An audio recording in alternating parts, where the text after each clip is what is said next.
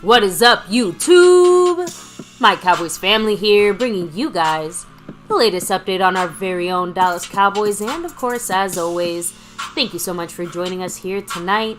Take a second, hit like, subscribe, hit that notification bell, follow us on all social media at MyCowboysFamily, and hop into the Discord. Linked in the description box down below. As we get rolling here tonight, guys, yes, on the East Coast, a very happy Father's Day to all the dads out there, including Mr. MCF here. Thank you. Happy I Father's Day, appreciate that. baby. Yes, thank you. Thank you. You know, again, all the dads, granddads, and on, guys. Very special happy Father's Day to you guys. We'll probably be saying this tomorrow as well as we finish up the week here at MCF for the finale. We got to talk about some things tonight, though, on this Saturday special. Yes, here including at MCF. Papa Jerry. No, just kidding. I just had to throw in that dad joke. So, of course, guys, yes, as we get rolling here tonight, guys, we do have to thank the people who help make MCF happen here on the nightly and the daily. So thank you very much, and a big mahalo to MyCowboysFamily, the current sponsor of the week, and also representing as the stream boss. 75 points. 75 Josh Ball points. I was going right to say there. some O-line representation. Some balls right there. Much love to Mark Hovsepian, all the way from Hawaii. And baby, also, he's our leader right now. That's right. He's going for that back-to-back, just like our 90s Cowboys, led by Jimmy Johnson, right, Coach? And we'll talk about that. But sponsor of the week, Mark Hovsepian, might try to go back-to-back if he holds it down tonight and tomorrow. Now, same thing goes for the Cash App side. SnugX, the crown on there. We know why he gets down here. We know why he's here. Much love to Snug. He's the Cash App king, but he's also currently the leader in the Cash App for this week, and we'll see if he holds that down tonight and tomorrow to hold on for the back-to-back. Just like, and I remember seeing them, those 90s Cowboys. So much love to you guys. Appreciate everybody on the board here, Skeptical, and many others here in the house, like Dwayne Broussard, who gave a pre-stream drop, a $2 holler. A classic Go Cowboys. Hell yeah, and he also doubled that up, baby, because he also gave a Go Cowboys in our previous mini premiere about Jourdan Lewis. We'll talk more about him today. Much love to him there, and he dropped that was definitely a pleasant surprise with the Jourdan Lewis info. Yeah, we'll get into that a little bit later, but also the big thanks from him in the $2 drop in the thanks side of things on a already uploaded video. Also a pleasant surprise. Yeah, so appreciate you, Dwayne Broussard. He's still in fourth place, but moving on up there, getting closer and closer to second place Skeptical Fan. Third place Skeptical Fan. Second place SnugX. First place right now Mark Hovsepian. And just want to shout out those star level members. You see one of them right there, Mary Alvarez. We got Lincoln Kane from Australia. We got the great Dwayne Broussard. And, of course, the man staying skeptical Fan. Appreciate all of you for rocking it in that top shelf star level membership. And last thing, membership, because, membership, you can also gift memberships. Last month, the man, the king, Skeptical Fan, with 24 gifted memberships in the entire month. This month, he's already at 29, and he's got the lead. Jason Renfro's at 17. So, Skeptical Fan looking for the back-to-back months, possibly here, in the gifted membership side of things. A new feature, a new function from YouTube, so appreciate that from YouTube after getting our, super chat and memberships and all that back as well. So as we roll on, maybe there's 4 other ways that people can help out, not just super chats and memberships and gifting memberships, but there's also the way SnugX one, which is the Cash App, Venmo, PayPal crown, I guess you can say. That's right. Through money sign MyCowboysFamily, the Venmo at My-Cowboys-Family. You have the regular PayPal link, of course, and the Streamlabs link, which lets your comments show up on screen just like a super chat would. Yep. So that's the fun there. For now, we went through all that right now. Got through some tough times here the last couple of months. We're back at it, and we'll talk more about the plan going forward this next upcoming week. The winner this week, Cash App or Sponsor Week, gets it for 2 weeks. Yeah, a little bonus this time, extra bonus representation there on the boards. Now, as I open this up, baby, before we get to the news, info, and updates, not much tonight. So gotta stay tuned. Gotta be, drop your comments, your thoughts, your love throughout this stream. But, we're gonna be quick on this one tonight because there's only like 2 main topics, maybe 3 topics tonight, and they're quicker than the usual ones we've had the last couple of nights. So make sure you get involved, hit that like, subscribe, notification bell, and baby, who's in the house ready to discuss that navy blue, silver, too, and star over everything here about our Dallas Cowboys? We have Craig English, hello and hi. Mike Aldana, much love. Of course, Dwayne Broussard, the top dog himself. Dean Draper, hello and hi. I think it's Dean, right? Let me know if you gotta say that another way. Yeah, Rolando Rodriguez, much love. Stephen White representing. Rolling back a little bit more, we have Skeptical Fan always staying skeptical. I know you had to head to bed. Have a great night, Skeptical. Yeah, so much love to Skeptical. Eddie Logan, much love, and Jimmy Johnson does make it into a Ring of Honor. Yeah, we'll talk about that. The Ring of Honor. There is a distinction, right? Landlord from Wakanda, hello and hi. Freedom first. He was first. Much love. So, baby, so far that's everyone here. I'll make sure to keep doing some shout-outs, as the night goes on and as people continue to trickle on in. But back to you. Well, let's start off. Let's start off with what the family is talking about in the chat. In some ways, first and foremost, I do want to say, we had a discussion the other day about Jimmy Johnson going into the Ring of Honor. We need to get him in there. And of course, maybe what you just hear from the chat? I know some people are out there kind of clickbaiting, so be aware, be careful. Some people are saying Jimmy Johnson is in the Ring of Honor. Technically, that's correct, but it is also clickbaiting. You guys know what I'm talking about. There's many people out there doing this. Exactly. So watch it. Yeah. The feather in his cap. He is joining the Ring of Honor for the Miami Hurricanes, and again, to me, well deserved. Obviously, when I think of Jimmy Johnson, obviously first and foremost Dallas Cowboys. But you can't completely ignore, his Miami days either, obviously. So, love to see it. Congrats to him. Jimmy Johnson deserves all the accolades and more. And it is just sad and disappointing that he basically will be getting those accolades and recognition from everywhere but the one place that it seems like, it really mattered the most in the sense of the organization that he personally helped. And he represented, that star. Yeah. I mean, you look at Jimmy Johnson's years in Miami, great. He won the national championship. He had great winning years. And, of course, Michael Irvin there. Don't forget him. Mm-hmm. He came to the NFL a year before Jimmy Johnson did. Yep. And then following year, Jimmy came on board. So, again, Jimmy Johnson, we know he built, coaching-wise, scout-wise, built the Cowboys in the 90s. It's all Jimmy Johnson. Don't let anybody try to fool you. Of course, other people were involved, but Jimmy Johnson led the whole thing. He was the GM there for the Cowboys that first handful of years. And remember, salary cap, people say, we use salary cap. Listen, Jimmy Johnson, so you could say Jerry Jones, but Jimmy Johnson, we use like 30% of our players, I think it was like 60% of our players were either drafted or, cheap free agents. There were very few like trades or using that non-cap. I'm not gonna get into that. The point is, Jimmy Johnson built those teams, that team of the '90s. 2 Super Bowls with him, 1 without him. Yeah, I know we got Deion Sanders, Jerry Jones. Thank you for that, right? But it's still Jimmy Johnson's players, coaches, talent, scouts, etc. Down the line we go. And now the fact that he hasn't been in the Hall of Fame is a travesty. And Cowboy fans, again, joke on the fact that, not joke, some people are serious about it. I joke more about it because... the Cowboy curse. The Cowboy curse. We won't be able to win anything or do anything until Jimmy is officially given, his induction into the Ring of Honor. Not a Ring of Honor, but the Ring of Honor, the Dallas Cowboy Ring of Honor. So what I'm going to say is this.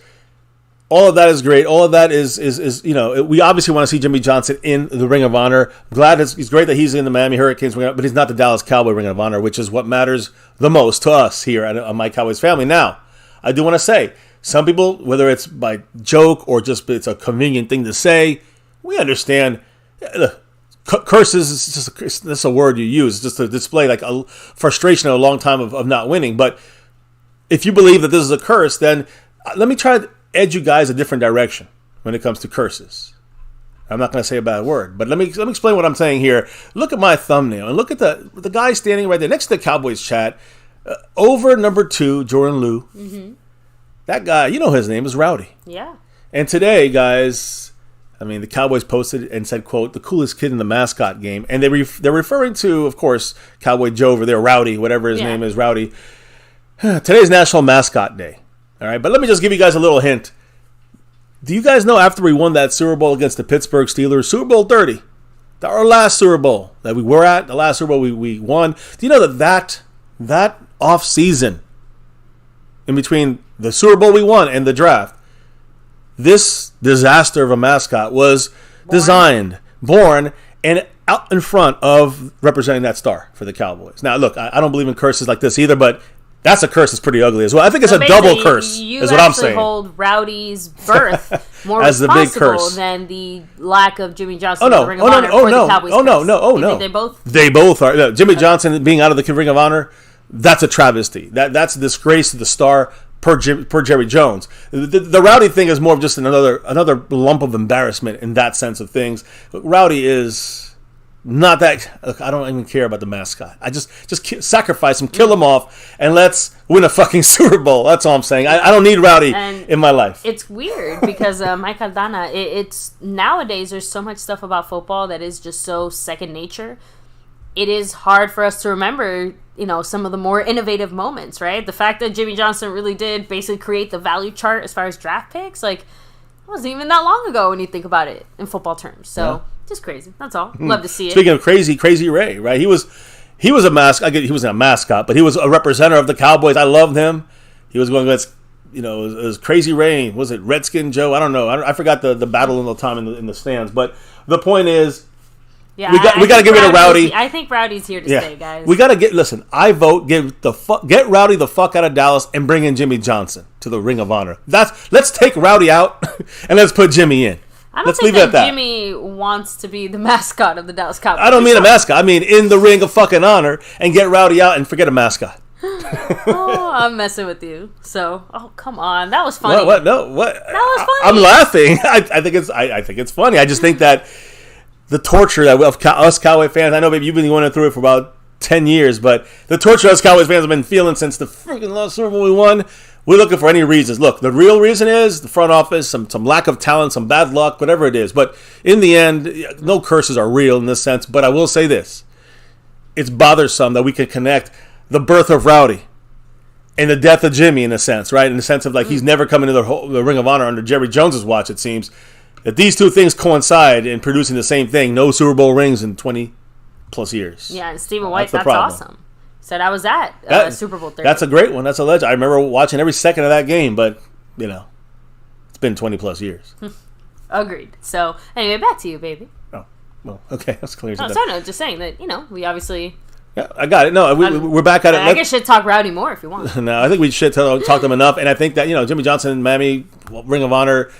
Great for him. I don't really care. I want him in the Cowboy Ring of Honor. Don't let these other some Cowboy media out there, Cowboy creators, fool you and clickbait you into something. All right? I'm trying to I'm protecting the family. Now, let's also smoke it up, Cheech and Chong style. What I mean by that, well, I'm joking, but NCAA, guys, college sports, the NCAA committee recommends dropping marijuana from the banned drug list for all athletes. It is about time. Too late, right? A little too. I mean, it just feels so long, overdue. NCAA medical committee is recommending the removal of marijuana from its banned drug list and suggesting that the testing should be limited to performance-enhancing substances. You're seeing this in the Olympics, of course. It already happened in the major sports. Yeah. The committee noted in college. Now we talk about this is not college kids, so now people are like, it's the kids, but it's not, even people now are saying not a big deal. So the committee noted last December that marijuana and its byproducts are not considered performance-enhancing substances. They're not PEDs. We all knew this already.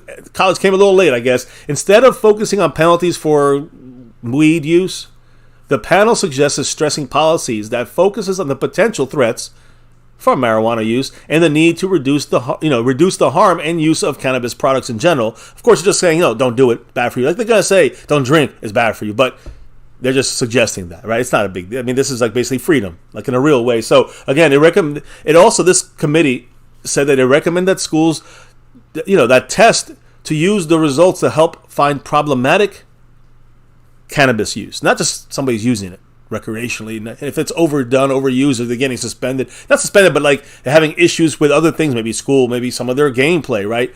And overusing weed, just like you overuse alcohol, right? They want to kind of help find studies and kind of figure out some more of a kind of, I guess, guide, I guess you can say, guidelines about weed. The colleges are trying to say, hey, help us find us the more problematic situations of cannabis use. Either way, no matter how you slice it, it's all, with more states becoming, either already medical and already recreational or both, you're already seeing that, changing the mainstream way of thought. And that's a good thing, I think, in this case. So, any thoughts on that, maybe, before I move on to the next quick subject?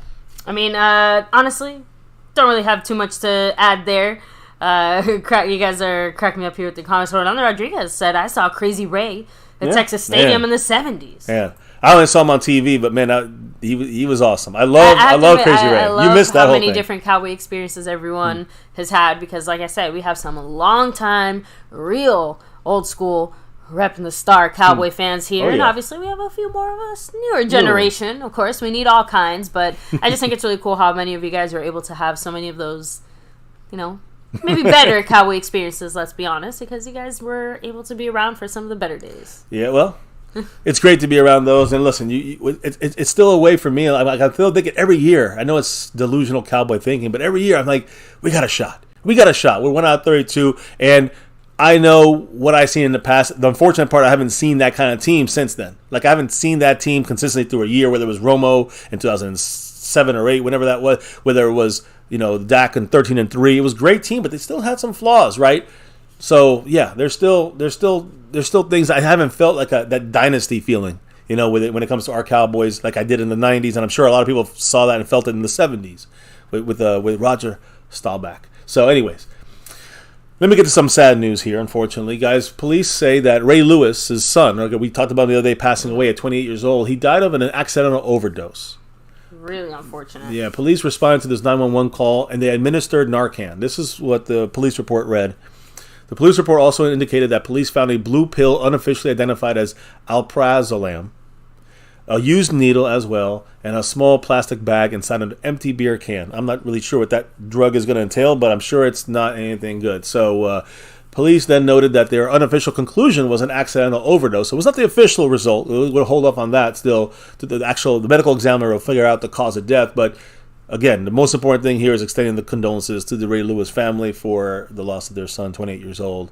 Again, it seems like by the preliminary police report, it's accidental overdose. Honestly, it's really, really unfortunate that we keep hearing more and more stories about this. Obviously, nobody wants their child, I think, addicted to drugs or doing drugs, but the way that things are out there on the street, you keep hearing more about like fentanyl, like all that other stuff. So just a really horrible situation all around. And like you said, just wishing their family the best.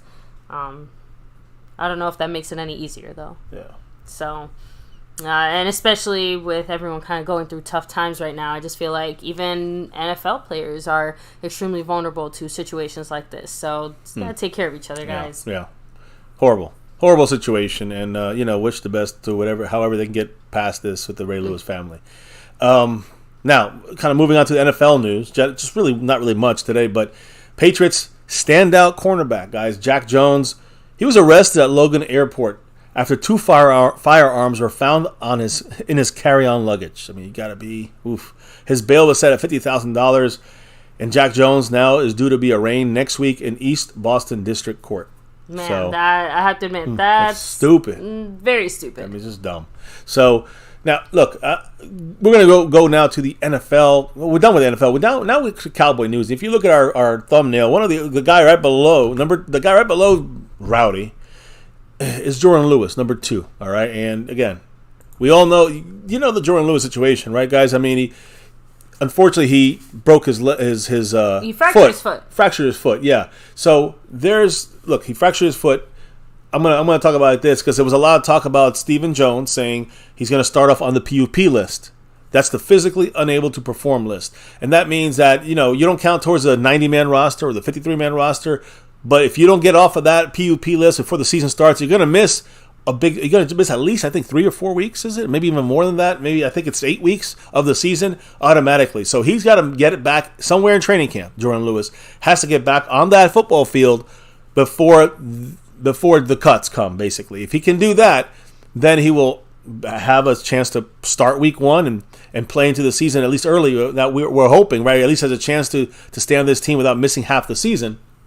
Of course, we talked about his $5 million contract, and there is a lot of that we get back. I don't know if it's coming back now because it's past June 1st, or I don't know if it just automatically now, we save like $4 million if he's cut. So keep that in mind. That's always a factor when it comes to players. We got to be real about it. But he's been busting his ass, working back and try to get on the football field in some shape, form, or fashion. So Jourdan Lewis, guys, today. And you saw us post the video standalone. You're going to see it here. You saw the shorts we did just so you guys can answer some of those questions. You see here Jourdan Lewis. This is the first real look at Jourdan Lewis since his injury back in October against the Lions. We got the interception, great play. He was having a great season. And then the Lion player fell on his right ankle, on his right foot, and fractured it. It's a Lisfranc fracture. You see him here. He's landing on that foot, putting the extra strain and pressure on that broken, fractured foot. And here you see he's using the mobility factors here, pushing off and pushing down on that right foot. So you see him here just pounding it. So Stephen Jones alluded to the fact that he may start camp on the PUP list, but he had given us like a positive thought flip, on the he'll be back soon, So we heard this about Damone Clark last year, and Damone Clark came back. A lot of other guys. So I gotta say, maybe there's something accurate here with the Stephen Jones situation. But again, when we see this video, this seems like he's a little bit ahead of schedule. It seems like this is a very good thing going forward for Jourdan Lewis and getting back here sooner than later. Now, there is some detail. I'm going to provide some details here. I want to provide a backstory to this situation. Jourdan Lewis revealed a couple weeks ago the details of the season-ending foot injury against, I think it was week 7 against the Lions last year. So he was told this injury, and you had mentioned this before, baby, that it was one of the worst cases of a Lisfranc crack, break, whatever, Lisfranc injury that they've seen in 35 years. He's 8 months now removed from that fracture at the end of his season. He still cannot wear dress shoes. Still can't wear dress shoes. He said this, Jourdan Lewis said, quote, "It feels like a new foot." He is not clear. He has not been cleared to return to the practice field. As you can see, he's rehabbing here in the video clips you're seeing on your screen. But even I have to admit, I did not expect to see him at that level. So fast? Yeah. It's really a positive sign considering, like I said, just how bad that initial injury was. And now we know he's going to be back, in training camp as a PUP guy. So he has time to work back into this in a real way, not to be rushed back. And so they asked him, he's going to be ready for the Giants game on September 10th. He said, quote, "We'll see. We don't want to be on the PUP list. I'm going to be rehabbing crazy to make sure I'm not going to stay on that PUP list." So this is we heard this 2 weeks ago. Now we're seeing it now. First images of Jourdan Lewis, working hard to get back on that field for multiple reasons, obviously. But it's, his career is hanging here in the balance in the sense of this Lisfranc fracture was more debilitating. It could have hurt him even more. So right now, he said, quote, "I know by training camp I'll be cutting and stuff like that. I'm just trying to see if it will be full speed. We know he's not going to be back full speed yet, at least not allowed by training camp. But as you can see here, he's not as far back as maybe some people may have thought. I think he's a lot in front of schedule here. And, he suffered this injury to his foot week 7 against the Lions. He underwent surgery right away, no waiting, on October 26th. The injury that we're talking about, the Lisfranc fracture, is in the foot, the injured foot, and this displaces bones. This moves bones around in the middle of the foot. And it also doesn't result in just broken foot. It results in ligament damage. And that's why it's a Lisfranc, not just a crack in the foot. It's a crack in the foot that then fucks up your freaking tendons and ligaments. So Lewis had screws and nuts and bolts installed to stabilize that area of the foot, and he was in a boot until the end of March. I mean, the beginning That's a very long time. Yeah, beginning of April, he was finally out of the boot, guys, and he was on crutches though for half of April. So this has been a long way to this point. Now this is, of course, after the crutches in April. So we're seeing him, really battle back strong. The slot corner, you got to remember, he's a slot corner specialist. He's not an outside guy. He's a slot corner, one of the better, a top 10 slot corner when he was healthy. Again, he was told as one of the worst cracks and breaks in one of the worst injuries of the Lisfranc injury in 35 years. He said, quote, "It was pretty severe, just getting used to this new foot because I know it'll never be back to normal." Scary to hear when you hear, a contract this or that, Now he said, quote, "I just want to be able to play on it and be efficient." So again, I think he's definitely lost.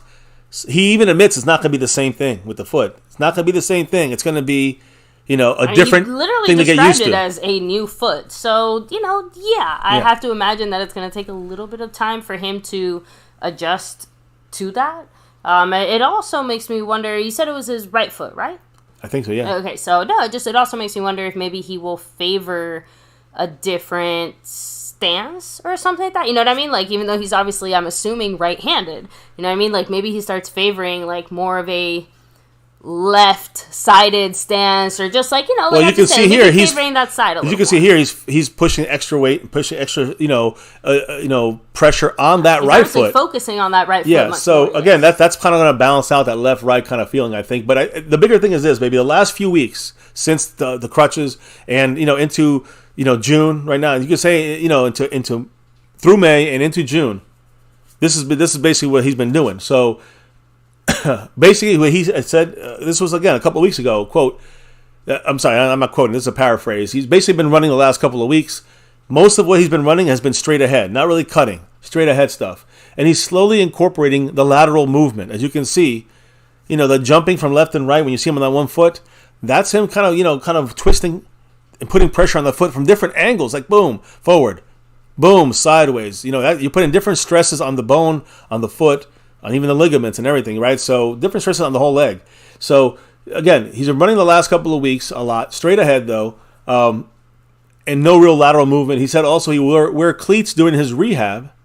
So I think that he might be wearing cleats even here. He said he'll be wearing cleats during his rehab so the shoe can basically conform to the foot, which he said will always be a little bigger than his left foot.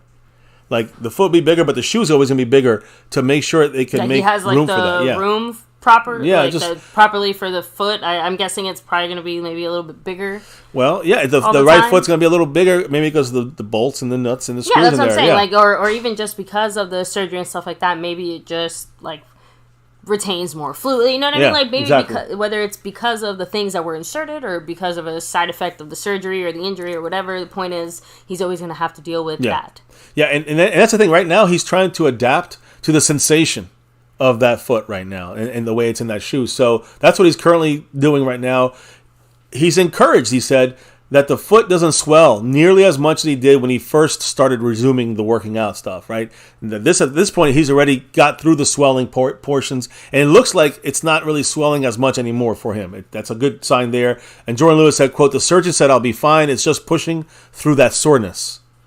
He said, quote, "That's really what we're working through right now, pushing through the soreness." And as you can see here, you can see his face. He's grimacing. He's got, this is not a painless, drill he's doing here. It's not a painless rehab. He's in pain. He's got face. He's grimacing when he's jumping around that foot, pushing off it, landing weird, jumping from different angles. He's got a face on him right there that, he's definitely feeling something, getting used to everything.